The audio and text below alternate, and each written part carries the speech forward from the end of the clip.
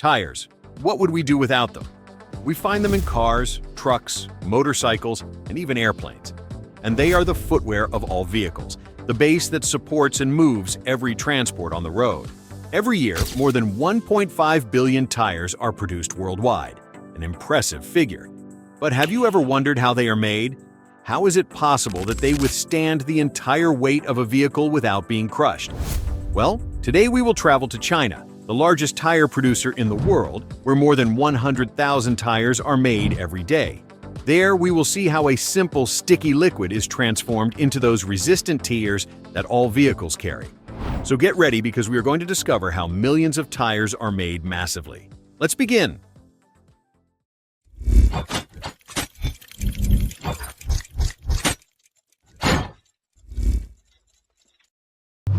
Step number 1. Rubber extraction. Believe it or not, tires, so black and resistant, come from a white and sticky liquid. But how is this possible? The answer lies in rubber, the key ingredient for making tires. This material is obtained from a tropical tree called Hevea, which grows in regions like Thailand and Indonesia. Harvesters make precise cuts in the bark of the trees to extract latex, a viscous liquid that is collected in containers placed under each tree.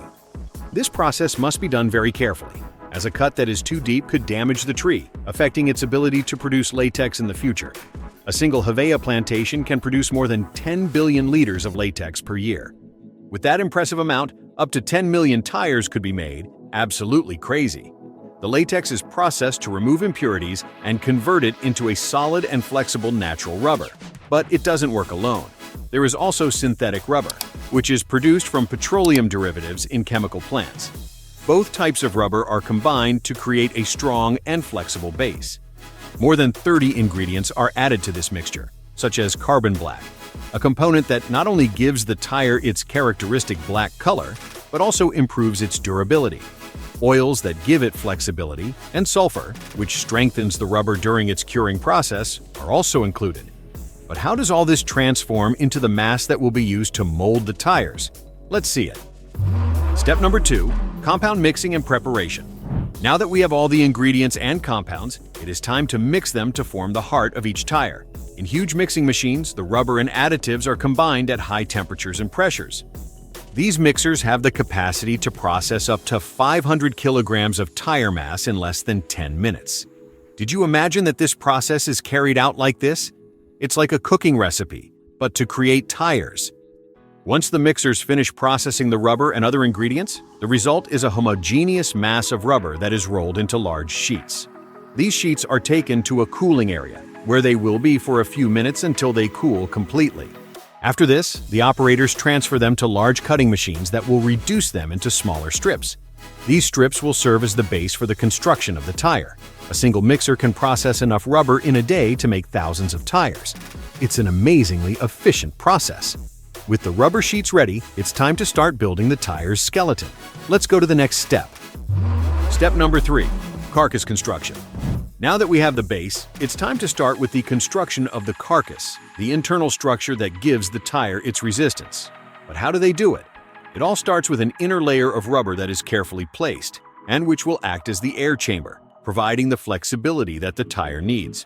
Then, several layers of steel cables, known as the carcass, are added. These layers are what give it the necessary strength to withstand the weight of a vehicle and the impacts of the road. A tire is not only made of rubber, but of thousands of thin steel cables that work as a real internal armor. The operators transport these layers to the tire assembly machines, where they are joined with millimeter precision. These specialized machines are designed to assemble the layers of rubber, fabric, and steel in an exact way, ensuring that each layer is perfectly aligned and that the internal structure of the tire has the necessary resistance and flexibility.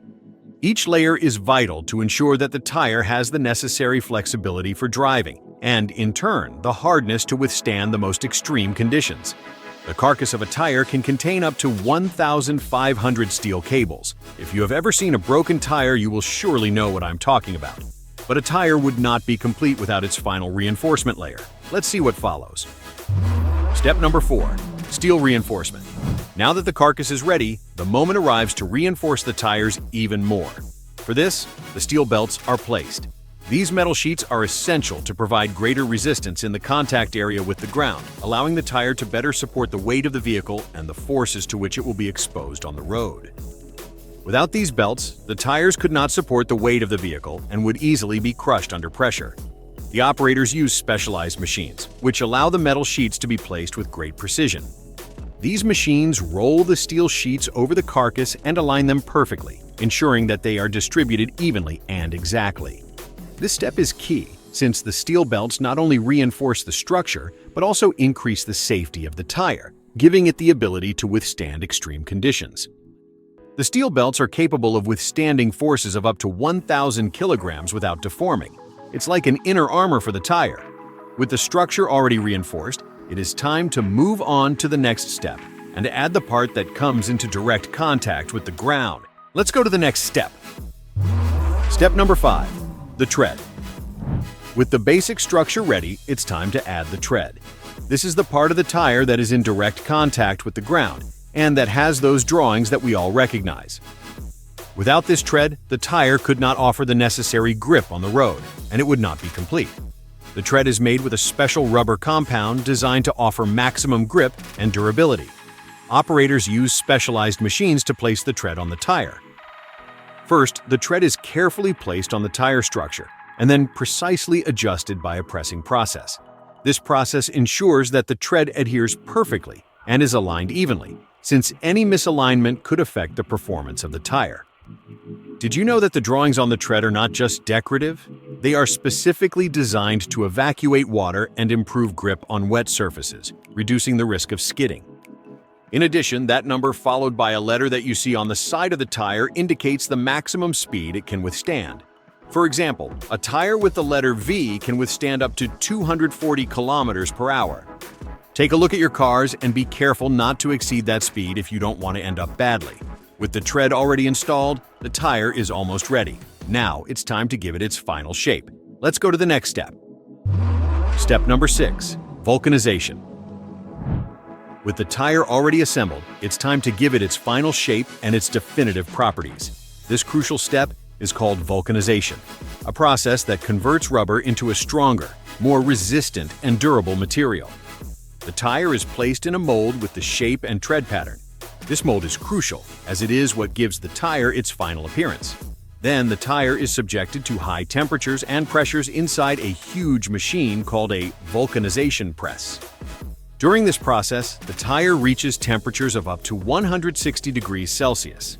It's as if the tire were being cooked over high heat, which causes the rubber to cure and become much more resistant, almost indestructible. This process not only increases the durability of the tire, but also fixes the tread design, ensuring that everything stays in place and ready to withstand the weight of the vehicle, the heat of the road, and extreme conditions. Now the tire is almost ready to leave the factory. But before it reaches your car, it must pass one last test. Let's go to the last step. Step number 7. Quality control and distribution. Before a tire reaches your car, it must pass rigorous quality tests. Each tire is visually inspected to ensure there are no imperfections and undergoes resistance tests such as X-rays and balance tests to assess its stability. Some tires are subjected to extreme conditions, such as high speeds, wet surfaces, or uneven terrain, to check that they are safe and durable in all types of circumstances. In a modern factory, up to 100,000 tires can be produced per day, enough to equip thousands of cars in just 24 hours. Once they pass all the tests, the tires are distributed to workshops, dealerships, and specialized stores around the world, ready to get your car moving.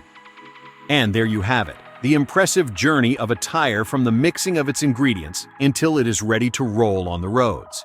And all this is repeated for the next tire in the chain. Tire manufacturing is a continuous cycle.